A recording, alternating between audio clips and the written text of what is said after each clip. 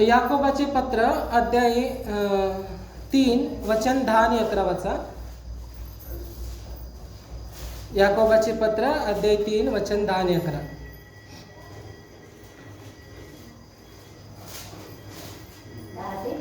दहा आणि 11. अध्याय 3 वचन 10 आणि 11. एकाच तोंडातून स्तुती व शाप निघतात. माझ्या बंधूंनो, ह्या गोष्टी अशा प्रकारे होता कामा नये. झऱ्याच्या एकाच छिद्रातून गोड पाणी व कडू पाणी निघते काय? थांब एवढेच बस. हालेलुया. हे वचन असेच असू दे. इकडे बसलेल्यांपैकी कोणाला सिनेमा बघायला आवडते? सिनेमा आणि अजूनपर्यंत बघत आहे मी असे म्हणणारे कोण आहेत का? हात वर करा बघू. सिनेमा म्हणजे कळलं ना? पिक्चर म्हणतात बघा. ते बघायला आवडते असे म्हणणारे कोण आहे? इकडे आहेत का? आवडते मला आणि बघतो मी कधी महिन्यातून एकदा तरी बघतो असे म्हणणारे आहे का कोणतरी? सिनेमा पिक्चर कोणतरी आहेत का? नाही, तुम्ही खरं बोललं खोटं बोललं ते देवाला माहीत असते. हालेलुया. राहू दे. आता सिनेमाचं गाणं कोणाला म्हणायला आवडते आणि नाच करायला आवडते? सिनेमाचं गाणं. हालेलुया. इकडं तांड्यामध्ये आणि सिनेमाचं गाणं नाही, ते वेगळंच एक आहे. पाणी पाणी पडेचं जोरदार मजा ते काहीतरी आहे ते वेंगण म्हणून. ते सुद्धा एक सिनेमाचं नाही तर वेगळंच गाणं आहे. ते येशूचं नाही ते. म्हणजे आपण 10 वचन वाचा ते परत. एकाच तोंडातून स्तुती व शाप निघतात. माझ्या बंधूंनो, अशी गोष्ट व्हावी हे उचित नाही. म्हणजे बघा, एकाच तोंडातून स्तुती व शाप निघतात. आम्हाला देवाने किती दोन तोंड दिले आहे का? एकच दिले आहे ना? तर आम्ही या तोंडातून मंदिरामध्ये येऊन देवाची स्तुती करतो. हालेलुया. देव तारो दया कवडा मोठं म्हणून मी देवाची स्तुती करतो ना. परत घरी जाऊन आम्ही कुठली एक जगाची गाणं म्हटलं तर तेच पकडा. पाणी पडेचं जोरदार ते वेंगणा तेच पकडा. तसलं आम्ही घरी जाऊन तसलं गाणं म्हटलं तर काय होतं? एकाच तोंडातून आम्ही देवाची स्तुती पण करतो आणि एकाच तोंडातून आम्ही पापाची कृत्य पण बोलत आहोत. हालेलुया. त्या गाण्यामध्ये पाप नाही तरी सुद्धा ते जगिक गाणे आहे. हालेलुया. तुम्ही म्हणता की त्या गाण्यामध्ये असलं काय पाप आहे? त्या गाण्यामध्ये पापच नाही असं म्हणतात ते. पण ते येशूबद्दल त्या गाण्यामध्ये नाही. काय ते पावसाबद्दल आणि काहीतरी वांग्याबद्दल ते काहीतरी उल्लेखन केले आहे त्या गाण्यामध्ये. आपले हे तोंड देवाने दिलेले आहे तर एकाच कार्यासाठी वापरले पाहिजे आम्ही. हालेलुया.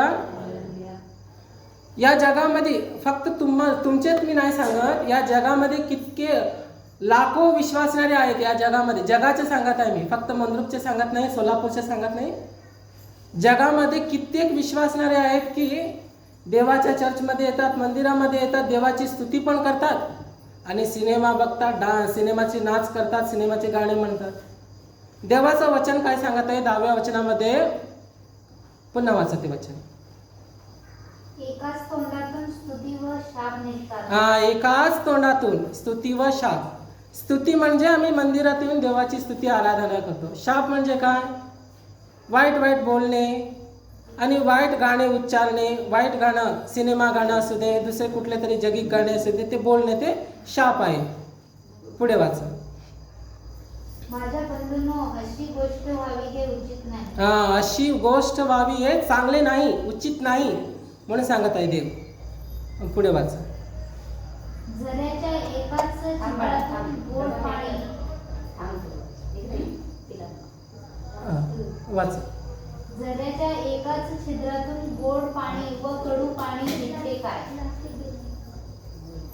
झऱ्याच्या 1000 विहीर पकडूया आम्ही, जरा म्हणजे तेवढं मला पण तेवढी मराठी तेवढं कळत नाही, विहीर पकडूया. एका विहिरीमध्ये पिण्याची पाणी, गोड पाणी आले तर त्याच विहिरीमध्ये कडू पाणी येते का? नाही ना. खारट पाणी, कडू पाणी येत नाही ना. ज्या विहिरीमध्ये पिण्याचं गोड पाणी येतं तर त्या विहिरीमध्ये गोडच येणार, गोड पाणी पिण्यासाठी पाणी येणार. त्या विहिरीमध्ये कडू नाही येणार, खारट पाणी नाही येणार. त्याच प्रकारे आमचे तोंड हे विहिरासारखं आहे. हालेलुया. आपले तोंड विहिरासारखं आहे की या तोंडातून स्तुतीचे शब्द निघायला पाहिजे, आशीर्वादाचे शब्द निघायला पाहिजे. तर आम्ही पापाचे शब्द निघू नये आमच्या तोंडातून. हालेलुया. Praise the Lord. आपण देवाचं वचन, मी नाही सांगत तर देवाचं वचन सांगत आहे. हालेलुया. कारण देवाने मला कालच सकाळी आठवण करून दिली. हे वचन सुद्धा माहीत नव्हती, मी नंतर ना बायबल उघडून शोधून हे वचन शोधून काढलं. फक्त एवढंच देवाने बोललं की जिभेबद्दल तू बोलायचं आहे वचन. नंतर मी बायबलमध्ये शोधलं ती कुठे आहे ते वचन. देव सगळं सांगत नाही, हे बायबलमध्ये याच अध्यायामध्ये आहे, याच पुस्तकामध्ये आहे, तू वाच सांगत नाही. फक्त एक सूचना देतो जिभेबद्दल तू सांगायचं म्हणून. नंतर मी बायबलमध्ये शोधून मी काढलो आहे वचन. हालेलुया. त्याच प्रकारे यशाया अध्याय 43 वचन 18 आणि 19 वाचा.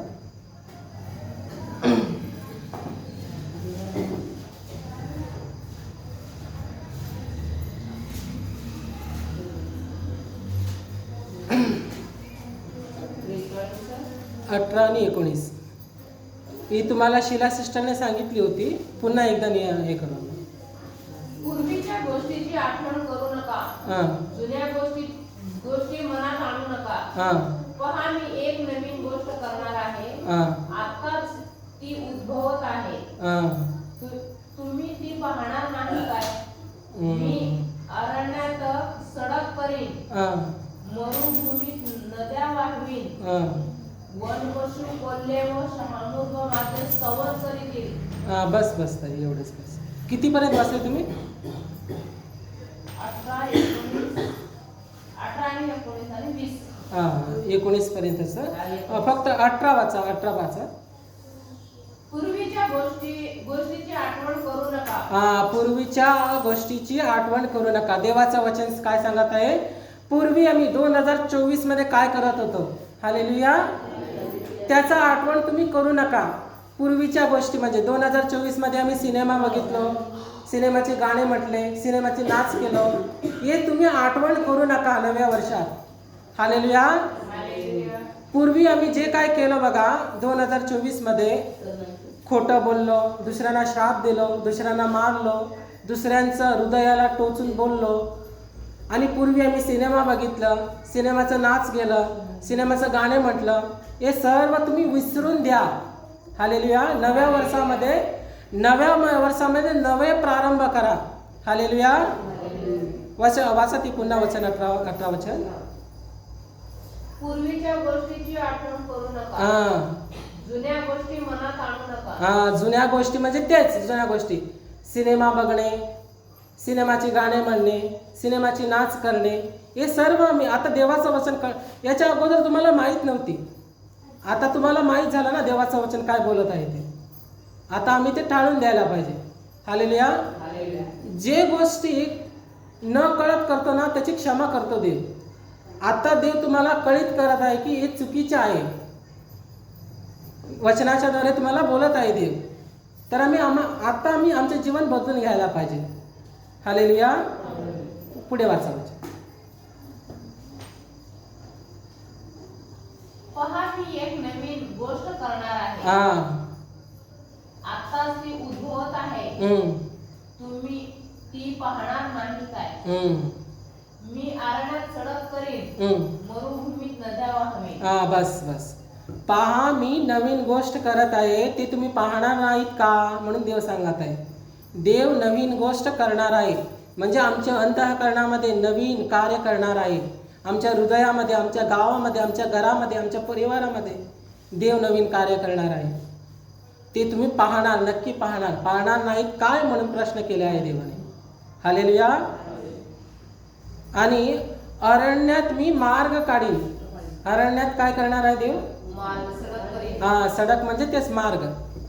आणि मरुभूमीमध्ये नद्या वाहेल. नद्या वावेल. मरुभूमीमध्ये म्हणजे काय? मरुभूमी म्हणजे काय? पाणी नाही तिथं. ऍक्च्युली हा कन्नड शब्द आहे मरुभूमी. मरुभूमीला मराठीत काय म्हणतात म्हणजे वाळवंट. ऍक्च्युली मराठीमध्ये वाळवंट यायला पाहिजे होती, मरुभूमी आहे बायबलमध्ये. ऍक्च्युली कन्नड शब्द तो मरुभूमी म्हणजे. हालेलुया. वाळवंटामध्ये जीवनाची नद्या वाहणार देव वाहणार आहे. आमचे घर असू दे, आमचे शेत असू दे, आमचे परिवार असू दे, जे मरुभूमी सारखं असेल तरी सुद्धा त्या मरुभूमीमध्ये देव काय करणार आहे? जीवनाची नद्या वाहणार आहे. हालेलुया. आशीर्वादाचं घर बनवणार आहे, आशीर्वादाचा परिवार बनवणार आहे, आशीर्वादाचं लेकरं बनवणार आहे. हालेलुया. Praise the Lord. जर आम्ही देवाच्या वचनाला मान देऊन देवाचे वचन पालन केलं तरच. Hallelujah. Praise the Lord.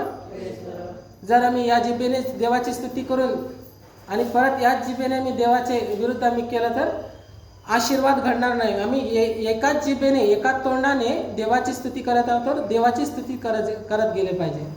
Hallelujah. Praise the Lord. स्तोत्र संहिता अध्याय 119 वाचा, वचन 1 आणि 2 वाचा. लास्ट संपवतो मी.